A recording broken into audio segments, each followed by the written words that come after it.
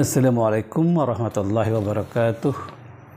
Siswa-siswi SMA dan SMK di seluruh Indonesia, khusus Ananda SMA Islam Terpadu Ulil Albab Batam, bertemu dengan saya Mukhlis Dendros, guru pendidikan agama Islam,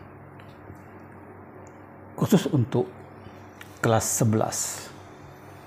Kita masuk pembahasan bab 3 tentang beriman kepada kitab-kitab Allah.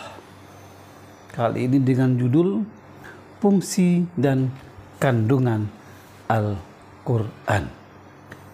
Namun sebelumnya kita bersyukur pada Allah. Alhamdulillah, pada kesempatan ini kita masih diberikan rahmat karunia oleh Allah SWT, sehat walafiat, kemudian juga masih bersemangat. Ya, kemudian salam kepada Nabi kita Muhammad sallallahu alaihi wasallam yang kita jadikan sebagai teladan dalam kehidupan kita sehari-hari. Siswa-siswi di mana saja Anda berada, yaitu kelas 11 tahun 2021-2022. Dalam bab ini kita membahas tentang fungsi dan kandungan Al-Quran.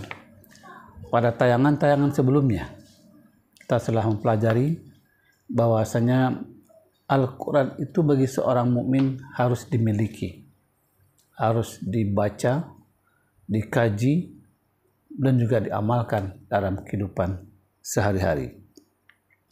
Kemudian apa fungsi Al-Quran itu bagi kita sebagai orang yang beriman? Fungsi utama Al-Quran adalah sebagai petunjuk bagi umat manusia dan mukjizat bagi Rasulullah Muhammad sallallahu alaihi wasallam. Jadi Al-Quran itu lebihnya, ya, dari semua hal adalah petunjuk yang membimbing, mengarahkan kita, ya, memberikan sebuah pedoman kepada kita agar bisa selamat hidup dunia sampai ke akhirat. Karena hidup dunia ini hanya sementara, tapi dia menentukan untuk masa depan di akhirat. Itu semua dibicarakan dalam Al-Quran. Allah berfirman dalam surat Al-Baqarah ayat 185.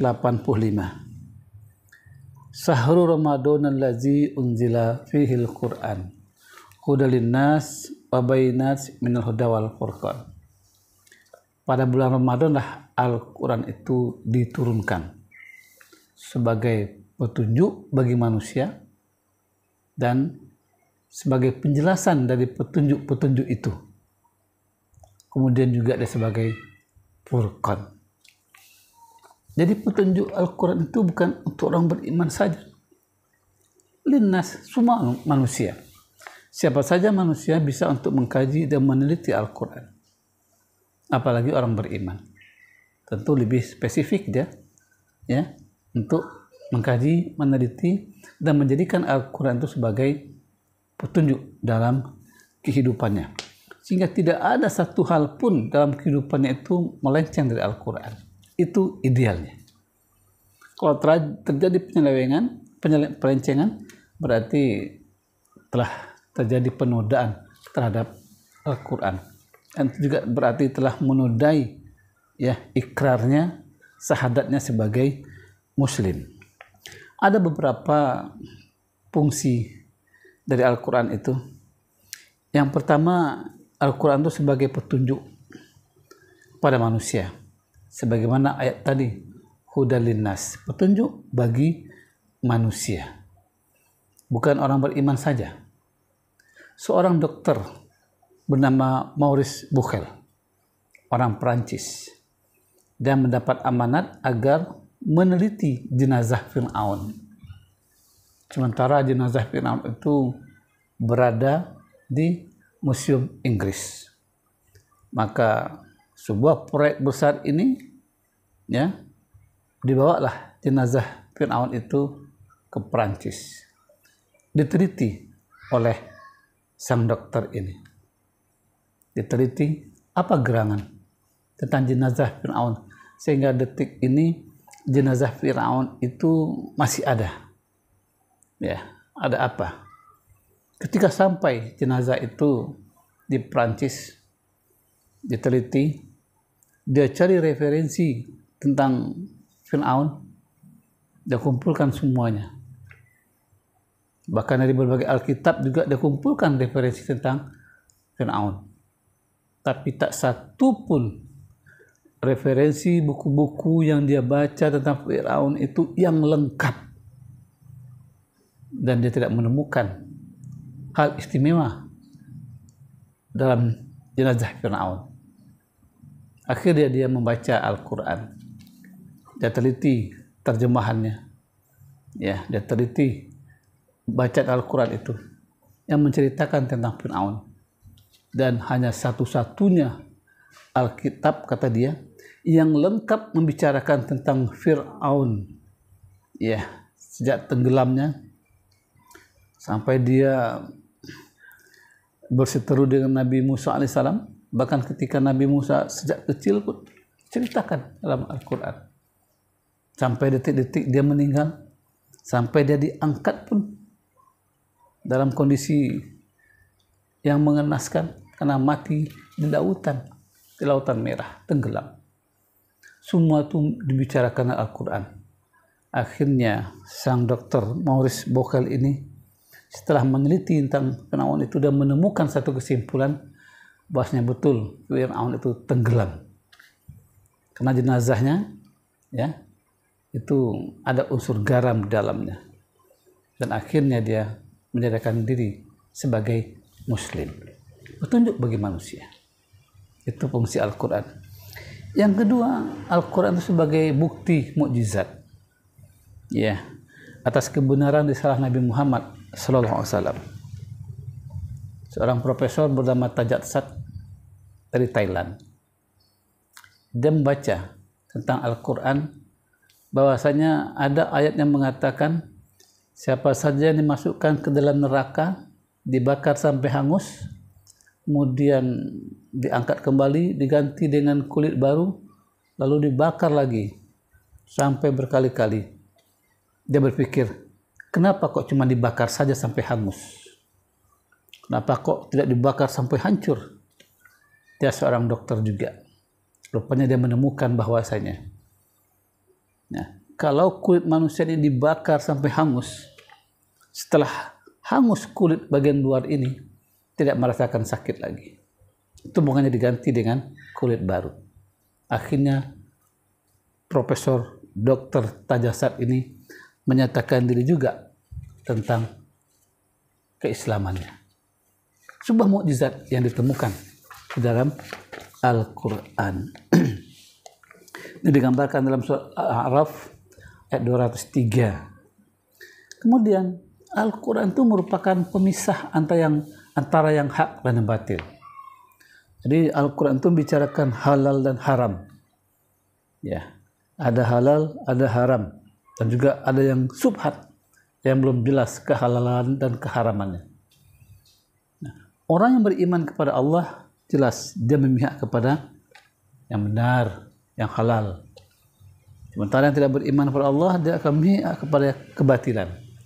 Sebagaimana hijrah Rasul dari Mekah ke Madinah. Siapa saja yang tinggal di Mekah tanpa alasan, berarti dia telah menyatakan dirinya tidak mendukung Rasulullah, tidak masuk Islam. Tapi ada yang tidak berangkat hijrah ke Madinah karena beberapa alasan. Nah, Umar bin Khattab, salah seorang sahabat yang dikatakan dengan Al-Faruq, yaitu orang yang tegas menyatakan yang hak-hak, yang batil-batil. Al-Faruq gelarnya. Furqan, yang membedakan antara yang hak dan yang batil. Kemudian fungsi Al-Quran itulah sebagai obat bagi penyakit-penyakit hati.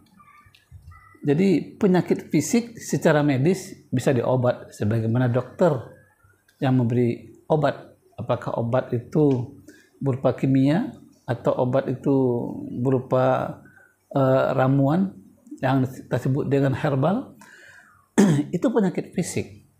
Tapi penyakit hati itu tidak bisa disembuhkan dengan itu. Penyakit hati itu disembuhkan dengan Al-Quran. Apa penyakit hati itu? Sombong, iri, dengki, su'uzon. Sombong itu apa? Yaitu sikap diri yang menyatakan dia yang paling benar, dia yang paling baik. Orang bisa sombong bisa karena banyak harta, karena dia punya ilmu, cantik atau ganteng. Nah, banyak faktor yang membuat orang itu sombong. Nah, ketika dia mengatakan bahwasanya diri dia itu adalah orang yang lebih dari orang lain, berarti dia kena penyakit hati. Itu perlu diobati dengan Al-Quran. Hilangkan sombong itu. Bisa dihilangkan dengan Al-Quran, mengkaji isinya, menelaah dan mengamalkannya. Begitu juga iri dan dengki itu penyakit hati. Ya. Kemudian lagi suuzon, buruk sangka, itu penyakit hati. Tidak bisa diobat dengan herbal, apa juga dengan antibiotik, tapi itu bisa diobat dengan Al-Quran. Karena ini merupakan penyakit hati. Surat Yunus ayat 57 menerangkan hal ini.